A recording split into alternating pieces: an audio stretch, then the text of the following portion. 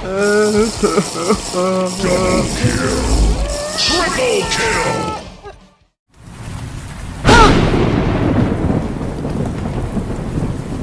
I need to go back. I need it again. Oh, thanks. You'll have your scores, whenever I get back. Here goes nothing. Hi, I'm Bed Monster.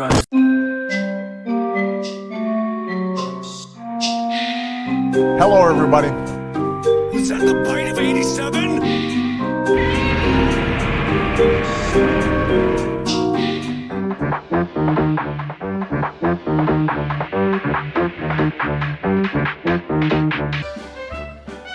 Alright, now I need to find that dodo demolisher.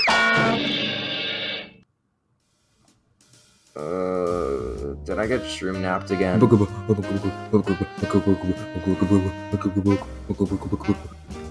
Oh, this again.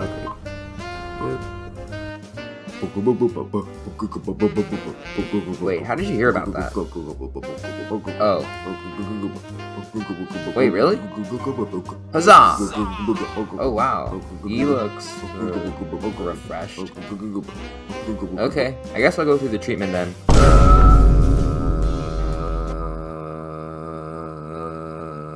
Hey again, funguys. I don't know if you've read the title already, but we're back with another That Is Indeed Not Thou Fellow Citizen video. And they made a new game mode called Nightmare Mode. And apparently, it's supposed to make my nightmares of Steve Harvey go away. So right when I got in, I could tell that something was off with the office and neighbors, because, well, I mean, look at them. And soon the first neighbor showed up. A Nazareth, a Nazaro.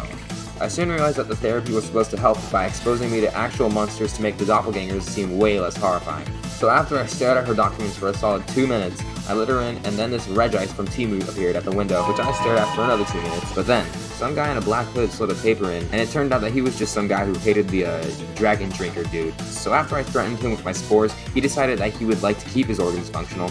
Then I thought I saw Gorby for a second, but it turned out to just be some Medusa ripoff named Nigurath. Yeah. So after I did the old staring at the documents, I let the thing inside, and after, I was approached to by the 1 bajillion Aura Sigma Alpha Wolf, Yogg Sothoth. I didn't even need much time to tell if he was real or not because of the amount of aura emanating from him.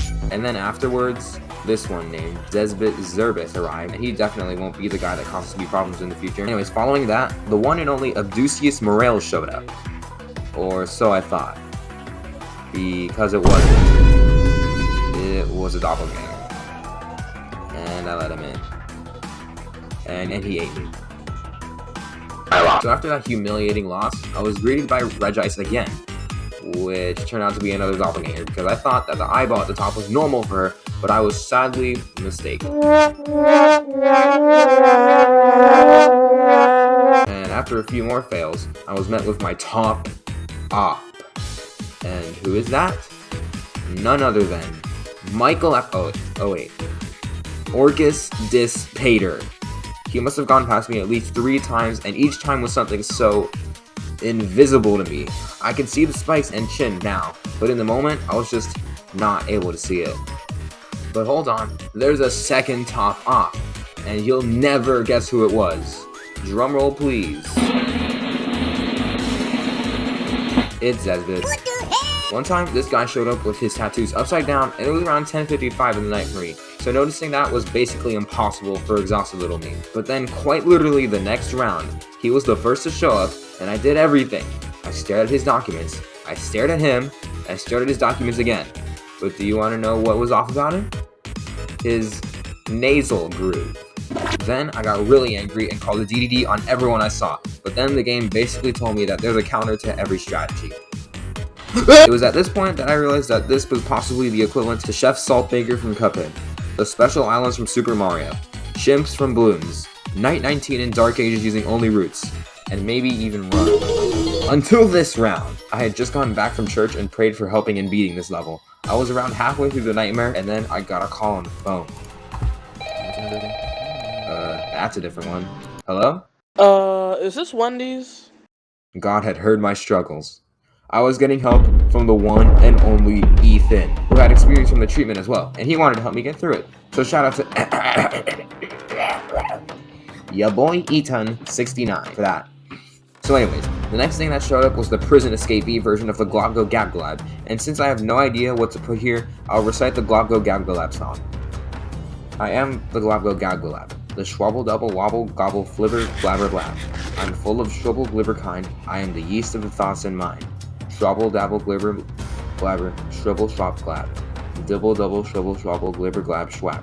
Schwabble double glibber globber shribble schwab dab.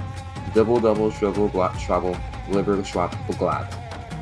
Next in line was Barbatos Barabam? Barabam?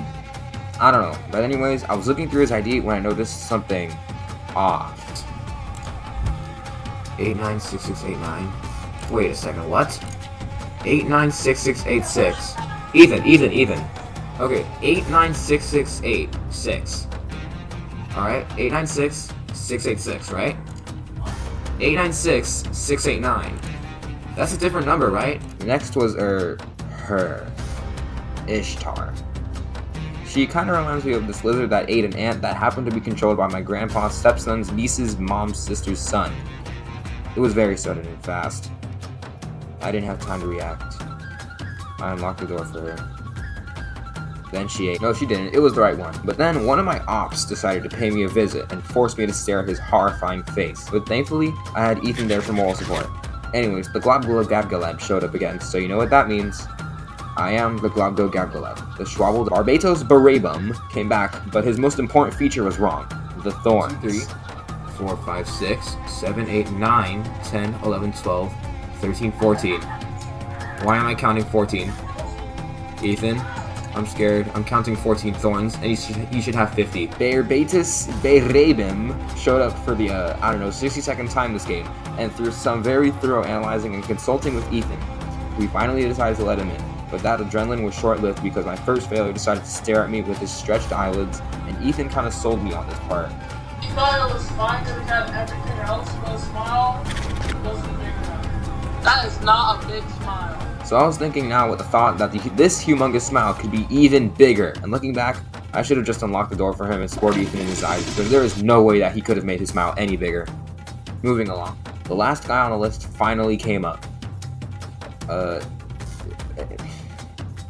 Exhale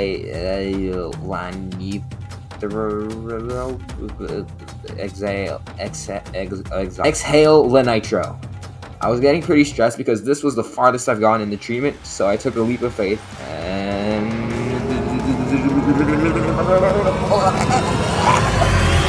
I got it right. Finally, it was time for the final boss, the clown. When he put down the cards, I thought it was going to be a really complicated and rigged game, but it turned out to just be some Uno game with extra rules, and we were playing best of 3, and I had extra experience in best of 3 from sword duels in Wii Sports Resort. So in other words, this clown was about to be our shrew.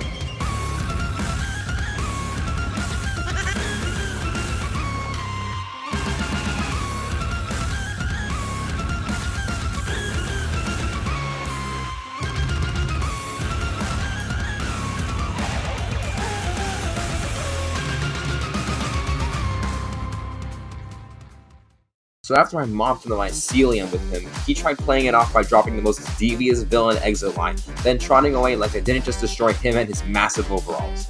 Afterwards, I decided to head back home with my spirits high and my gambling experience even higher, and pretty soon, Steve Harvey and long hair didn't seem like such a horrible combination compared to the other abominations I've seen. In short, I, like Henry, greatly recommend this treatment to anyone faring with nightmares of relation to doppelgangers and such creatures which may cause said nightmares to begin. If you guys want me to play the next update whenever that comes out, feel free to comment something like that on this video or whenever I make a community post about it. Alright, I think that's everything. Oh wait, one more thing. For guys who want to know who I thought was a bigger off between Zezbit and Orcus, I would definitely give it to Orcus. Wait, are you still alive? Get away from me!